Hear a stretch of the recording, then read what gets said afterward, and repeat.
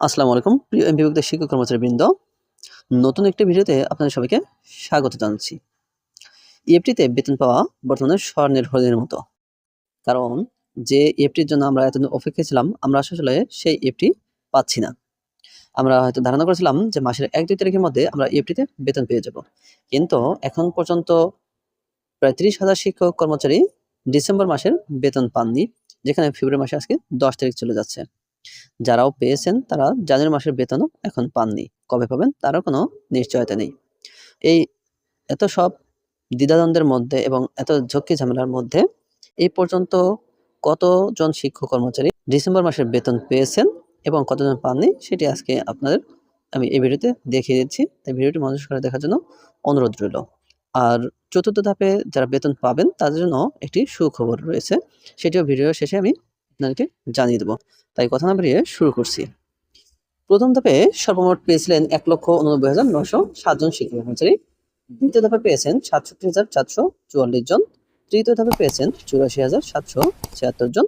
চতুর্থ ধাপে পাবেন ৮,২৩৮ জন। মোট ৩,৫০,৩৬৫ জন। এর মধ্যে আমরা জানি যে আইএমএসএল সর্বমোট ৩,৮০,০০০ শিক্ষক কর্মচারীর তথ্য যাচাই বাছাই করছে, অর্থাৎ ৩,৮০,০০০ শিক্ষক কর্মচারী তথ্য পেয়েছে। তো তার মধ্যে ৩,৫০,৩৬৫ জন শিক্ষক কর্মচারী বেতন প্রদান করা হয়েছে, অর্থাৎ চতুর্থ প্রক্রিয়াধীন। তো এইটি ধরে ৩,৫০,৩৬৫ জন।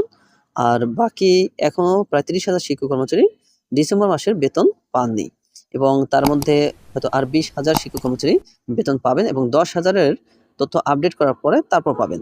অর্থাৎ আরেকটি ধাপ বাকি আছে। পঞ্চম ধাপে প্রায় ২০,০০০ শিক্ষক কর্মচারী বেতন প্রাপ্ত হবেন। তো সেটি দেওয়ার পরে হয়তো ড্যাশবোর্ড খুলে দেওয়া হবে আপডেট করার জন্য। যাদের অ্যাকাউন্ট নম্বর ভুল হয়েছে তাদের কোনো অবস্থাতেই টাকা পাঠানো সম্ভব হবে না। তো এজন্য তাদের টাকা পাঠানোর জন্য ড্যাশবোর্ড খুলে দেওয়া হবে, তারপরে তারা টাকা প্রাপ্ত হবেন। তো এর মধ্যে যারা চতুর্থ ধাপে রয়েছেন, অর্থাৎ যেই ৮,২৩৮ জন শিক্ষক কর্মচারী রয়েছেন তারা কবে বেতন পাবেন সেই বিষয়ে আপনাদেরকে জানিয়ে দিচ্ছি যে এমপিভুক্ত শিক্ষকদের আইবাস ডাবল প্লাস সফটওয়্যারে ইলেকট্রনিক ফান্ড ট্রান্সফার বেতন ভাতা দেওয়ার উদ্যোগের অংশ হিসেবে চতুর্থ ধাপের প্রস্তাব ছাড়ের জন্য শিক্ষা মন্ত্রণালয় রয়েছে। রোববার শিক্ষা মন্ত্রণালয়ের একাধিক কর্মকর্তা দৈনিক আমাদের বার্তাকে জানান এই সংক্রান্ত চিঠি শিগগিরই সংশ্লিষ্ট দপ্তরে পাঠানো হবে। মন্ত্রণালয় জানিয়েছে চতুর্থ ধাপে মোট ৮,২৩৮ জন শিক্ষক কর্মচারী রয়েছেন। তাদের মধ্যে স্কুলের ৬,৩৮০ জন ও কলেজের ১,৮৫৮ জন। Chief accountant and finance officer এ বিভাজন অনুযায়ী বেতন ভাতা ইএফটির মাধ্যমে দেওয়ার প্রয়োজনীয় ব্যবস্থা গ্রহণ করবেন এবং তার কার্যালয়ে এই টাকা বেসরকারি প্রতিষ্ঠানগুলো এমপিভুক্ত শিক্ষক কর্মচারীর বেতন ভাতার সরকারি অংশ বাবদ পরিশোধ করবেন। এর আগে সর্বশেষ তৃতীয় ধাপে স্কুল কলেজের মোট ৮৪,৭৭৬ জন শিক্ষক কর্মচারীর অ্যাকাউন্টে টাকা গেছে। তাদের মধ্যে ৬৫,৬৮৩ জন ও কলেজের ১৯,০৯৩ জন শিক্ষক কর্মচারী রয়েছেন। প্রিয় ভিউয়ার্স, তাহলে আপনারা হয়তো ২-১ দিনের মধ্যে, অর্থাৎ সর্বোচ্চ এই সপ্তাহের মধ্যে মঙ্গলবার বা বুধবারে তাদের টাকা এন্ট্রি হবে এবং বৃহস্পতির মধ্যে ইনশাল্লাহ তারা টাকা তুলতে পারবেন যারা চতুর্থ ধাপে অপেক্ষারত রয়েছেন। ভিউয়ার্স, যদি ভিডিওটি যদি ভালো লেগে থাকে তাহলে অবশ্যই চ্যানেলটি সাবস্ক্রাইব করে পাশে থাকার অনুরোধ রইল এবং পেজটি ফলো দিয়ে পাশে থাকার অনুরোধ জানাচ্ছি।